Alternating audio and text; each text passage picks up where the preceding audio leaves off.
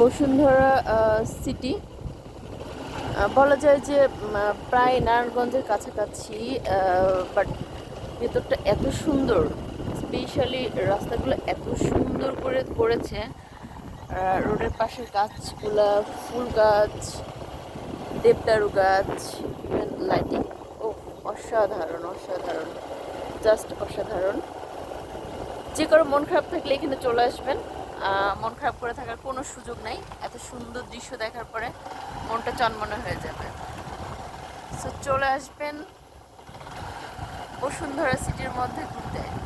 তবে হ্যাঁ, বলে রাখি, এখানে আসলে অফকোর্স বাইক নিয়ে আসতে হবে। বাইক ছাড়া এখানে ঘোরাটা মজার হবে না, কারণ হচ্ছে অনেক ভেতরে, এটা অনেক ভেতরে। বাট ভয় পাওয়ার কিছুই নেই। আম, তবে খুব বেশি রাতে না আসাটাই বেটার। বিকালবেলা চলে আসতে হবে এখানে, আই মিন 5টার দিকে।